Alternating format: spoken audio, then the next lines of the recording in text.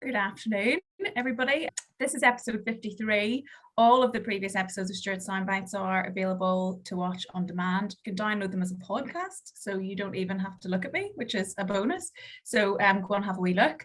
And today I'm absolutely delighted because one of my former guests has agreed to come back. So it mustn't have been so painful the first time. So I'm joined today by Rachel Burley-Stower, who is a consultant for Martin Searle Solicitors. And Rachel assists mainly deputies and PI lawyers and works advising on paying for care and challenging public law decisions made by health and social services. I hope that about captures it, Rachel. I'm sure you do lots. It does. Thank you. But that's about it. So as I mentioned, Rachel's appeared on Soundbites before, and her episode, I think it was 21, go and have a wee look. Well, we talked all about CHC and eligibility criteria and appeals and misconceptions about CHC and all of this sort of stuff. And today we're talking about local authority care funding and all sorts of kind of the other side, and this is mostly stuff that applies when CHC does not. So we're going to talk a bit about that today. It's really interesting, it's really helpful, but I wanted to start off, Rachel, and this is, forgive me for such an entry-level question, but I wanted to talk about kind of why we as, professional people working with clients who've sustained catastrophic injuries or rehab professionals, why should we be talking about this? Why is it important, and why is it, why should we be interested in this stuff? Okay, well, firstly, many of our clients have got personal injury settlements, okay, but many of them have not had 100% settlement. So there's contributory negligence issues. And so those people, although they might have 24-hour care needs, are having to contribute huge sums of money annually towards their care package. Okay, now they're basically taking that money from their compensation claims that was awarded under other headings rather than the heading of future care. So this is going to have a detrimental effect long term on their finances. So it's really it's a financial issue, really. So a long-term financial issue. Yeah. And sometimes it's pre-settlement and sometimes post-settlement. It's something that's worth considering at both stages. Yeah, and well, it's something to be live to kind of from an early stage, really, isn't it? Yes. Because it's, I mean, you can correct me if I'm wrong, but it's normally a relatively early point where we talk about kind of CHC and whether that applies, and from generally speaking, depending on who's dealing with it, which CCG, and from an early stage, where you're going to end up with that. So I suppose it's worth exploring at an early stage. I want to talk as well a little bit about eligibility, because it's a totally different ball game, isn't it, Rachel, here in relation, comparatively speaking, with CHC and local authority funding. Can you tell us a little bit about it? Yeah, so first of all, as you mentioned, I spoke last time about NHS continuing healthcare, and that is a non-means tested funding stream for people who with disabilities and care needs. The eligibility criteria for that is really based on that person's needs. So if that person isn't eligible for NHS continuing healthcare, then we go on to consider local authority funded care. Okay, now so the eligibility criteria for that is divided into two parts. The first is around the person's care needs and disabilities, and the other is a financial assessment. Okay, so the first part relates to a person's, as I say, the disabilities. So they need to have a disability that is either mental health or physical. So all of our acquired brain injury clients, all of our spinal cord injury clients would all easily fall within that criteria. Yeah. They then would need to demonstrate that they also have those disabilities. They have needs that relate to that disability in relation to things like washing, dressing, eating, accessing the community, looking after children. I think it would be fair to say that all of our clients would fall into that category. I think it's very rarely that one of our clients wouldn't. So, so then if they pass that part of the test, then they go on to look at the financial assessment, which is a little bit more complicated. So the financial assessment is also divided into two parts: capital and income.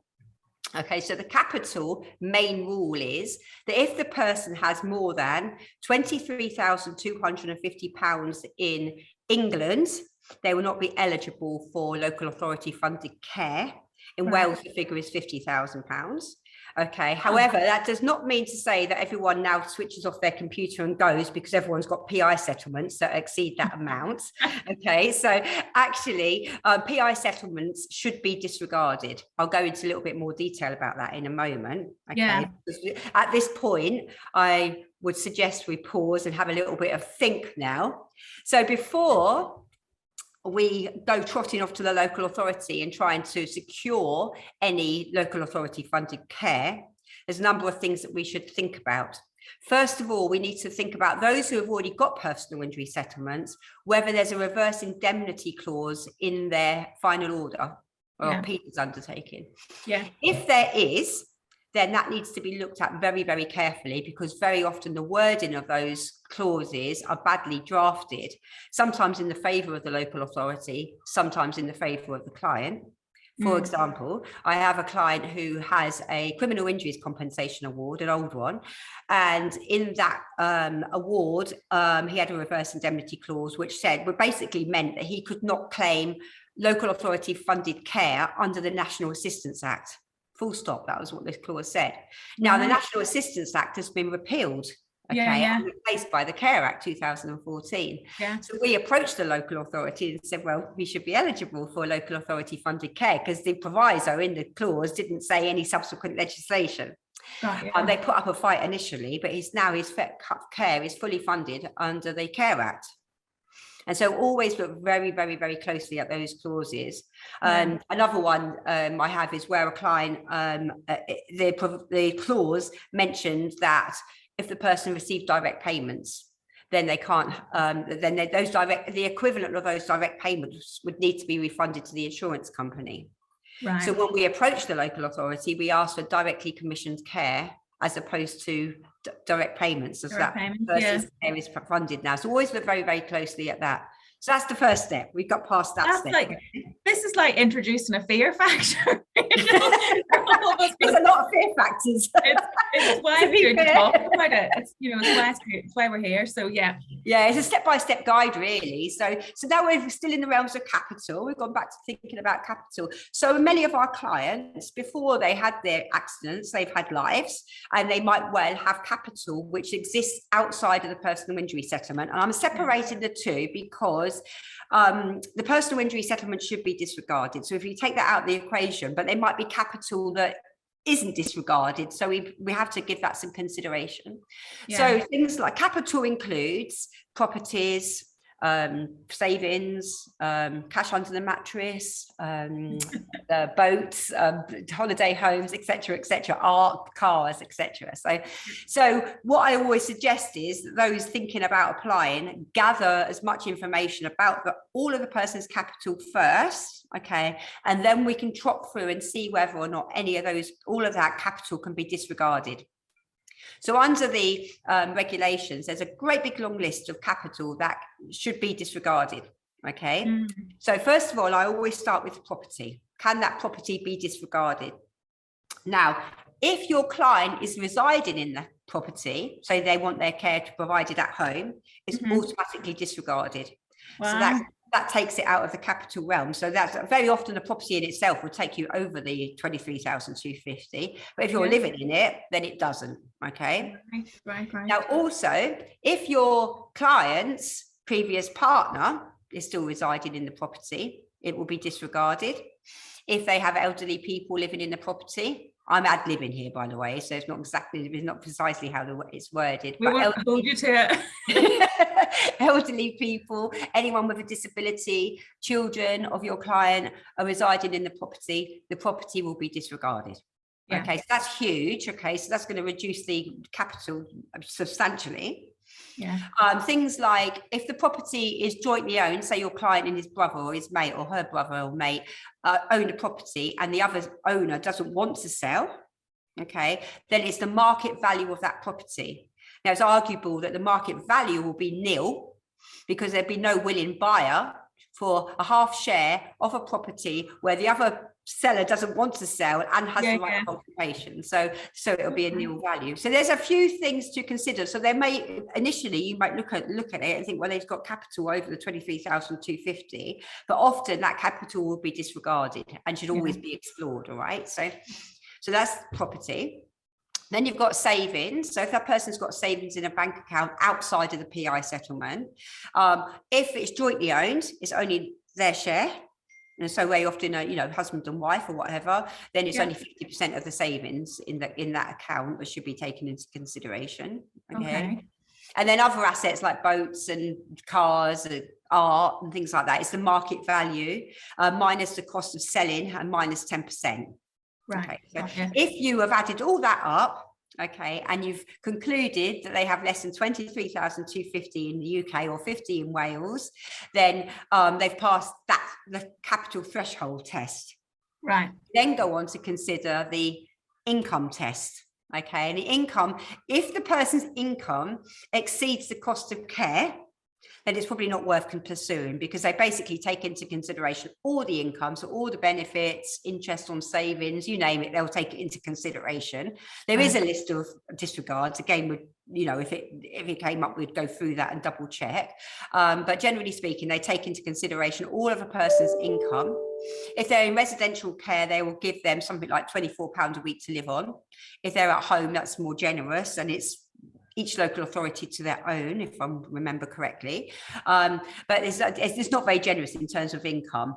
But the cost of care is so expensive. Generally speaking, a person's income is far less than the cost of care. So it's normally worth pursuing. But at the beginning, that's what we need to look at.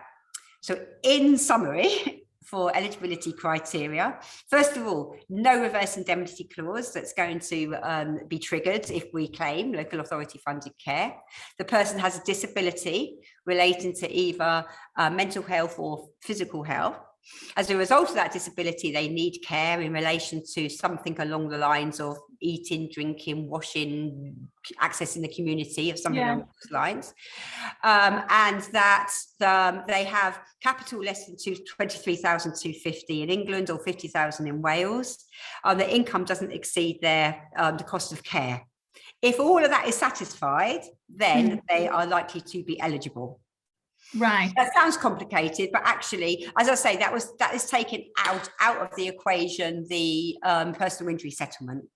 Got you. I mean, it does sound complicated to I imagine when you sit down and look at it all together, probably makes a bit more sense. But it doesn't sound straightforward, and it doesn't sound like something that one of our clients who's had their lives turned upside down by something necessarily is going to have easily kind of get to grips with. So I guess on these things sometimes it does take a bit of an expert hand and some input from the rehab team, case manager, people like you, Rachel, that can be able to tell looking at this stuff. And what happens when you have looked at all of that stuff, you've decided that you think that you're eligible or your client is eligible, and you make the application and it's refused, but you think that that's wrong? Is there an appeals process? Is there? Well, so first of all, I would say that first of all, in order to access this, it's a simple thing. All you need to do is write a letter to Adult Social Services or contact Adult Social Services and say, my client requires an assessment under the Care Act or the Welsh equivalent. That's it. Right. That triggers the need for an assessment. So then the assessment will be carried out and a decision will be made. Okay, this kind of brings me on to another point, actually, because people with personal injury settlements are finding it more and more difficult to get a positive decision from local authorities. Local authorities obviously are, struck for crash and are trying to avoid their duties in relation to people with PI settlements on the basis that the person has already had compensation to pay for future care, and now they're claiming funding from the local authority, and the local authorities are claiming this amounts to double recovery. Okay. Now, although the local authorities have tried this, and there's been a number of decisions from the Ombudsman in relation to this, people with personal injury settlements are still eligible. Okay. Mm-hmm. Although local authorities are trying it on. So in terms of the personal injury settlement, that people either get lump sums or lump sums and periodic payments.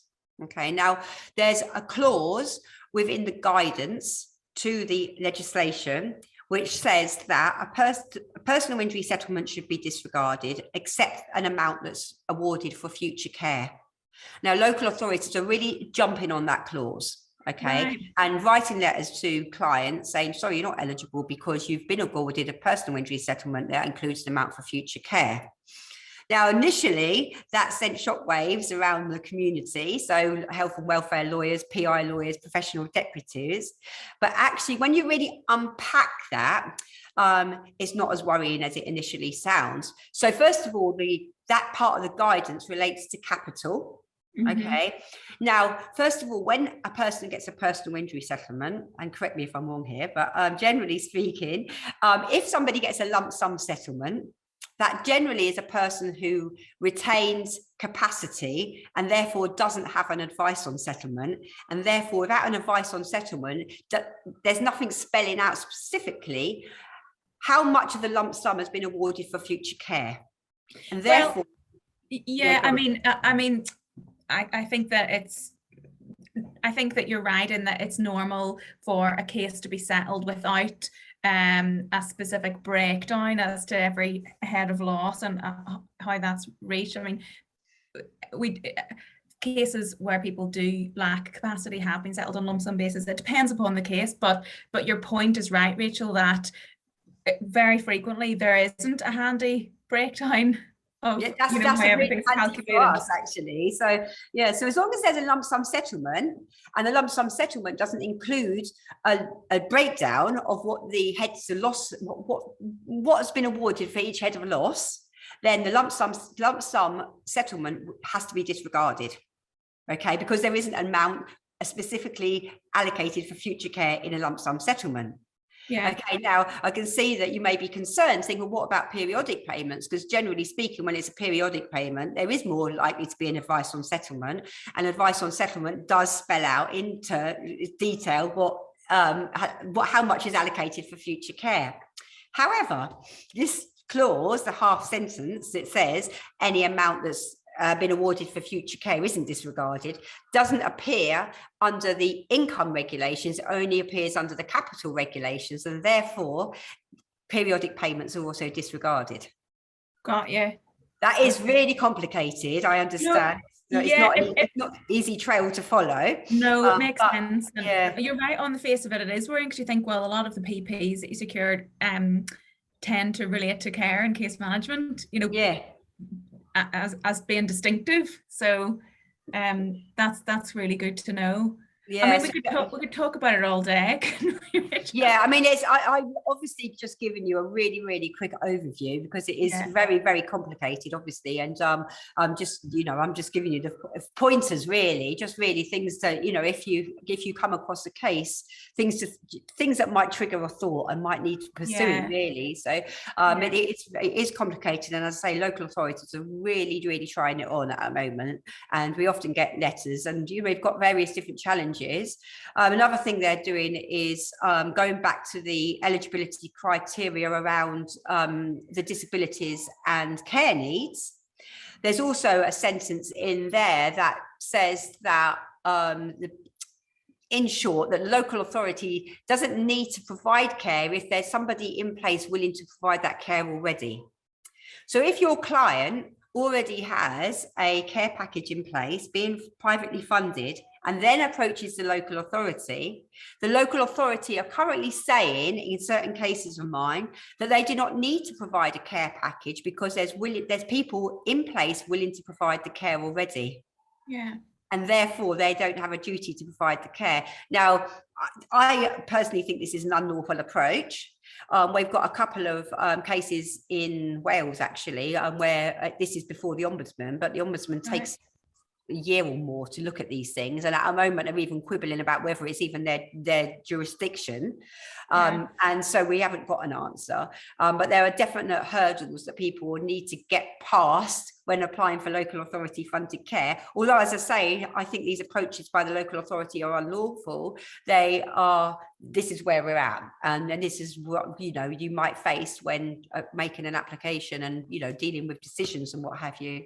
And once you get a decision, very often the way we have to challenge the decision is by way of judicial review. And so you get the decision, and you've actually only got 3 months from that date to make an application to the High Court. Very often a professional deputy in that time will have to make an urgent application under ACC to get permission to spend the money to make the application to the High Court. So there's a lot of hurdles. You know, if you might be lucky, you might get a local authority just runs it straight through. There's no, you know, they don't try it on. You get your care funding and you go. I mean, it must happen. I mean, you know, I don't see every single person. I'm cynical though. I'm the wrong person to ask. I'm very cynical about that sort of stuff. But as you've given us such an amazing taster of things to think about, and I certainly will take away absolutely loads from this session, and I wish we had more time, because as I said, I think we could talk about it for a lot longer, but we've run out of time, and you've just given us such a brilliant overview, Rachel. I'm very, very grateful to you. Thank you ever so much. And I didn't ask you before, so I'm going to have to ask you on live in front of everyone, but is it all right if we put your contact details? We'll put a link to your email address, if that's all right, on the slides that accompany this, and then and mine as well. And if there are any questions arising from today, or any, you know, advice for clients that you need or anything, then you can pick them up. Is that okay, Rachel? Yes, of course it is. That's absolutely fine. Of course. I would be in trouble if you said no. No, thank you very much. Thank you so much. Emma. It's really nice to come back. I really enjoy your podcast. I love them, actually. I often listen to them. So yeah, it's great. I mean, thank you. Thank you so much. Thank you. And thank you everyone for joining. And take care of yourselves. Keep well. And see you soon. Bye. Thank you.